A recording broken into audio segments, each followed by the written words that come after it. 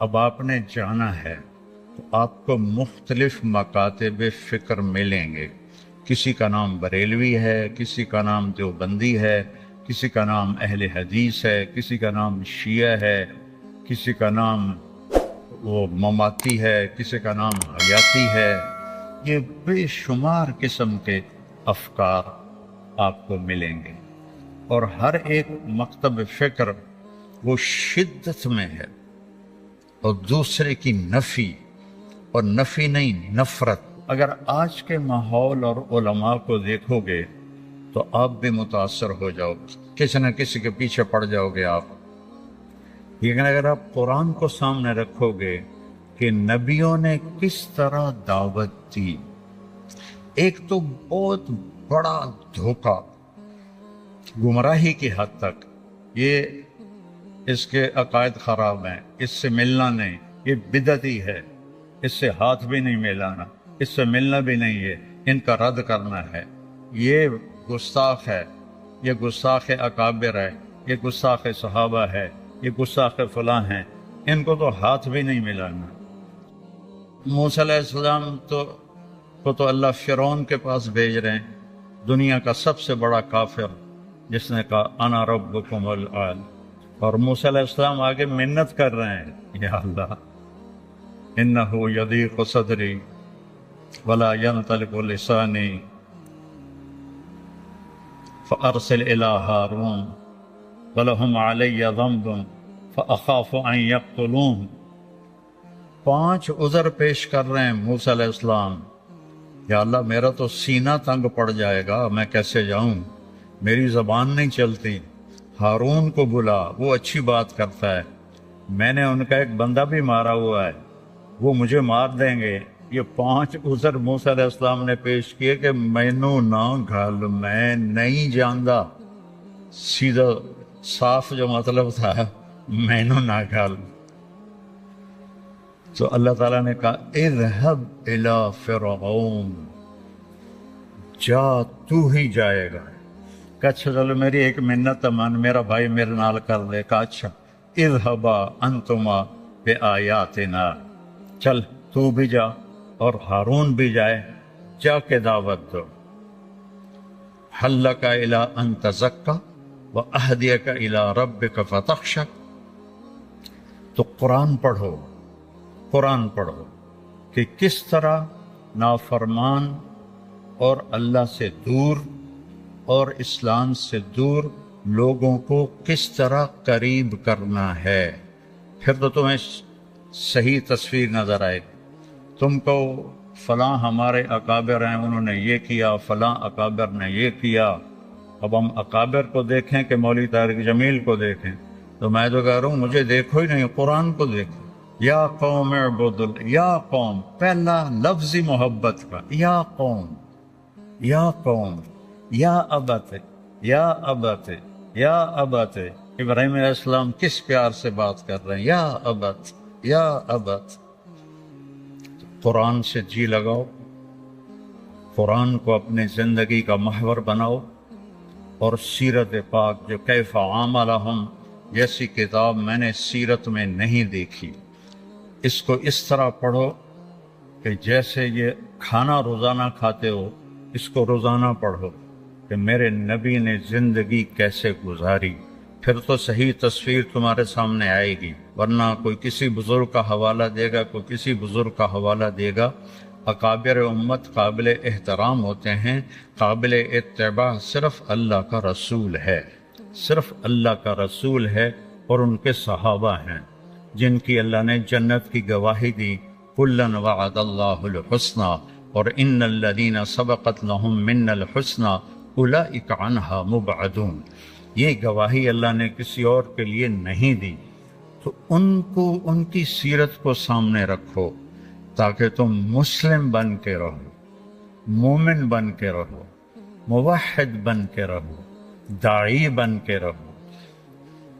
میں نے علماء دیوبند کی تحقیق کو اصح جانا ہے، دوسروں کو غلط نہیں کہتا ہوں، میرے لیے وہ زیادہ صحت کے قریب ہے تو میں اس کو اتباع کرتا ہوں، لیکن میں اس کا داعی نہیں ہوں.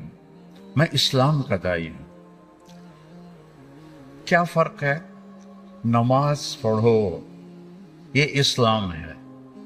نماز میں رفع یدین نہیں کرنا، یہ اسلام نہیں ہے۔ اب یہ کسی مکتب فکر کی دلالت ہے۔ نماز پڑھو، یہ اسلام ہے۔ سورۃ فاتحہ کے بغیر نماز نہیں ہوتی، یہ اسلام نہیں ہے، یہ ایک مکتب فکر کی دعوت ہے۔ تو نماز ایک ایسی بات ہے جو لوگوں کو کھینچے گی۔ دین، ان الدین عند اللہ الاسلام، اپنا معیار اسلام بناؤ، اسلام بناؤ۔ ممبر پر بیٹھو، اسلام کی دعوت دو، کبھی کسی کے خلاف بات نہ کرو، کبھی کسی کا نام لے کر ممبر سے اس کی برائی نہ کرو۔ میرے نبی نے 23 سال میں اپنے ممبر سے کبھی کسی کا نام لے کر اس کو برا نہیں کہا۔ اچھا تو کہا کہ فلاں بڑا اچھا ہے، لیکن وہ بہت برا ہے۔ ممبر سے آپ عبداللہ بن ابی کا بھی نام نہیں لیے۔ ہمارے ماحول میں ہے، ہمارے خطیب دیوبندی ہوں، بریلوی ہوں، اہل حدیث ہوں، شیعہ ہوں، وہ چڑھائی کر رہے ہوتے ہیں، ساتھ ان کی آستینیں بھی اوپر جا رہی ہوتی ہیں اور رنگ بھی لال ہو رہا ہوتا ہے۔ بھائی وہ اپنا جوش نکالتے ہیں، لوگوں کو تو کچھ بھی نہیں پتہ چلتا کہ یہ مولوی صاحب نے کیا کہا ہے اور کیا کہنا چاہتے ہیں۔ قرآن پیش کرو، حدیث پاک پیش کرو، نبی کی سیرت سے متاثر کرو، صحابہ کی سیرت سے متاثر کرو، خود بھی متاثر ہو اور اوروں کو بھی متاثر کرو۔ ایک حیات الصحابہ کے مطالعے کا معمول بناؤ۔ جب کبھی میرا مطالعے کی ہمت تھی، ذوق تو اب بھی ہوئی ہے لیکن ہمت کوئی نہیں ہے۔ غم آرزو کا حسرت سبب اور کیا بتاؤں، میرے شوق کی بلندی، میری ہمتوں کی پستی، اب تو سوائے رونے کے اور کچھ بھی نہیں ہے۔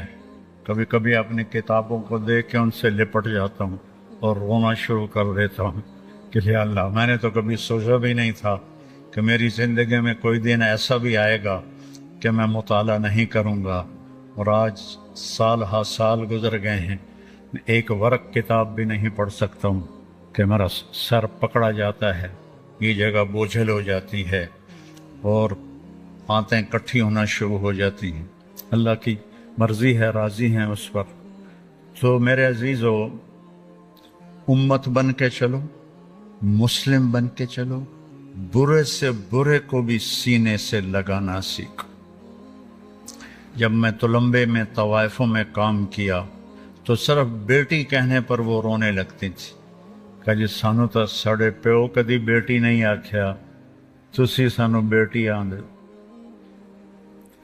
وہ طوائفوں کا چودھری، وہ اور اپنی بیوی کے ساتھ کچھ سوال لے کر آیا تھا تو ڈیرے میں بیٹھا تھا، تو مجھے ملازم نے بتایا، میں نے کہا اس کو اندر بلا لو۔ تو میں نے میاں بیوی کو اندر بلایا اور جو سامنے ہمارا برآمدہ ہے اس میں بٹھایا، وہ اسی پر ہی روئے جا رہا۔ تو ساڑھے جانو گھر سد لیا، ساڑھے جانو گھر بلا لیا، ساڑھے جانو گھر بلا لیا، اسی پر ہی وہ اتنا گر رہا تھا کہ ان کو تو کوئی قریب سے نہیں گزرنے دیتا۔ پھر میرے نام کے ساتھ مولانا لگا ہوا ہے اور کیا القاب لگے ہوئے ہیں، تو اس نے اپنے گھر ساتھ اپنے گھر بلا لیا، اپنے گھر بلا لیا۔ وہ جو میں نے ان کی مدد کی وہ ان کو تھوڑی نظر آئی، اور جو میں نے ان کو عزت دے کے گھر بلایا وہ ان کو بہت زیادہ نظر آیا۔ عزت دینا سیکھو، برے سے برے کو بھی عزت دینا سیکھو، محبت کرنا سیکھو، ہر مکتب فکر کے آدمی کو بازو پھیلا کے ملو۔ میرے باپ کو ایک دفعہ جو مل لیتا تھا نا، ساری زندگی یاد رکھتا تھا۔ تو ان کی عادت تھی وہ ایسے ملتے، آؤ بھائی آؤ بھائی آؤ۔ ہمارا ایک نائی تھا عبد الشکور، مرحوم، فوت ہو گیا، تو ایک دن مجھ سے کہنے لگا، اب پہلے سنو، میں اس کے موت تک اس کا علاج میرے ذمہ، اس کے بچے بچیوں سب کی شادی میں نے کروائی، اس کو گھر بنا کے میں نے دیا، اس کا مہینے کا وظیفہ میری طرف سے مقرر تھا، پورے سال کی گندم میری طرف سے مقرر تھی، سب کی بیماریوں کا علاج میرے ذمے تھا، اور جتنا بھی مجھ سے ہو سکتا تھا۔ مجھے کہتا ہے مولانا صاحب تواڈے دیرے چ آون دی ہن چس مک گئی، تواڈے دیرے آپ کے دیرے میں آنے کا مزہ ختم ہو گیا ہے۔ میں کہو کی ہویا ہے؟ اب آپ نے سن لیا نا میں کیا کر رہا تھا اس کے لیے، اور میرے باپ کیا کرتے تھے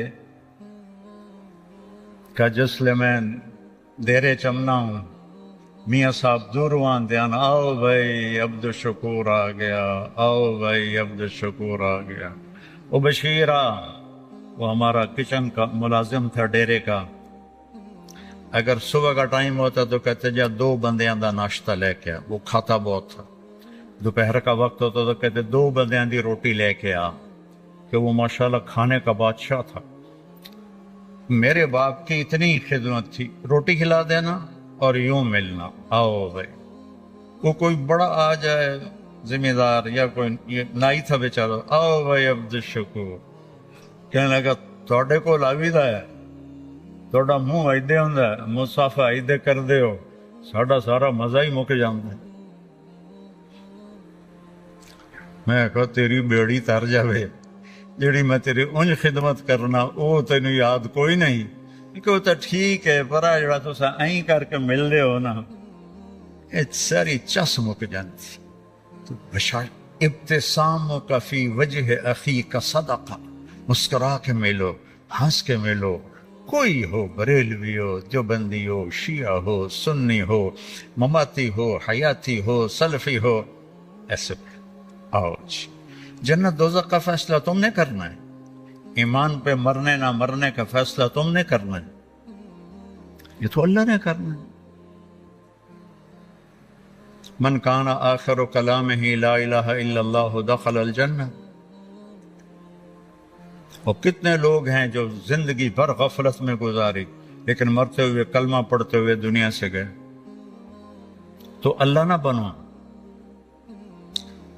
قیامت کے دن کے قاضی نہ بنو، یہ جنتی ہے، یہ دوزخی ہے، یہ ایسا ہے، یہ ویسا ہے، نہیں۔ تجھے کیوں فکر ہے اے گل دلے صد چاک بلبل کی، تو اپنے پیرہن کے چاک تو پہلے رفو کر لے۔ نبی کی محنت اپنی ذات سے شروع ہوتی ہے، تحریکوں کی محنت دوسروں پر شروع ہوتی ہے۔ یہ ایسے ہیں ان کو ایسے کر دو، یہ ایسے ہیں ان کو ایسے کر دو۔ اور نبی کہتا ہے وَأُمِرْتُ أَنْ أَكُونَ أَوَّلَ مَنْ أَسْلَمَ وَلَا تَكُونَنَّ مِنَ الْمُشْرِكِينَ۔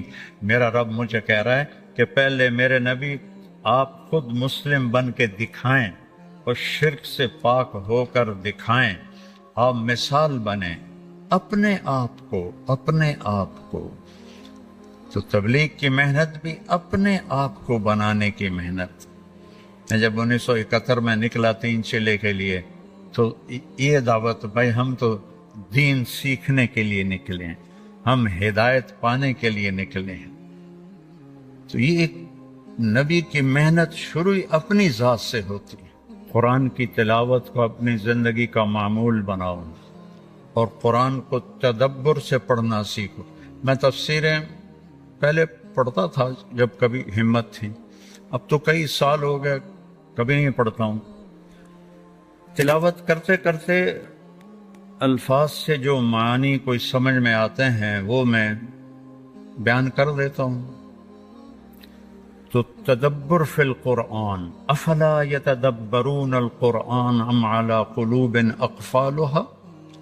اگر تم ترجمہ پڑھو گے یا تفسیر پڑھو گے تو تدبر تو ختم ہو جائے گا۔ میں یہ نہیں کہتا کہ تفاسیر نہ پڑھو، لیکن تدبر تک پہنچنا ہے تو عربیت کو مضبوط کرو، عربیت کو مضبوط کرو، عربی ادب کو پڑھو، اور پھر قرآن کے الفاظ میں غور کرنا سیکھو۔ پھر اللہ تمہیں قرآن کا حسن دکھائے گا، اور ایک دفعہ اس کا حسن سامنے آ گیا تو پھر مرتے دم تک کسی چیز کی طرف نظر اٹھے گی نہیں۔ ہماری تو بدقسمتی ہے، ہم اس اندھے کی طرح ہیں جو باغ میں ہے لیکن دیکھ نہیں سکتا، نہ غنچے، نہ کلیاں، نہ تتلیاں، نہ بلبل، صرف کھڑا ہوا پھولوں کی خوشبو سونگھ رہا ہے اور اسے کچھ پتہ نہیں۔ آج کے مدارس سے نکلنے والے طلباء علماء، ان کی مثال اس اندھے کی ہے جو باغ میں تو ہے پر اسے نظر کچھ بھی نہیں آ رہا۔ تو اس کو 6 سال کو آخری نہ سمجھو، اپنی محنت کو پڑھاؤ ساری زندگی، عربی ادب، عربی جو قصص العرب جس میں خوبصورت تعبیرات ہیں، اس کا ذوق پیدا کرو۔ اس سے آپ کو بہت فائدہ ہوگا قرآن کے سمجھنے میں اور سیکھنے میں، اور اپنے نبی کی سیرت کو، جس میں یہ کیف عاملہم ایک ابداع ہے اس شخص کا کہ آج تک کسی نے سیرت کو اس طرح نہیں لکھا۔ میں نے سیرت کی اللہ کے فضل سے بے شمار کتابیں نظر سے گزری ہیں، لیکن ایسا کتاب میں نے کوئی نہیں دیکھی۔ اس کو اپنے مطالعے کا حصہ بناؤ۔ تمہاری شادیاں ہوں گی تو اپنی بیوی کے ساتھ حسن سلوک رکھو۔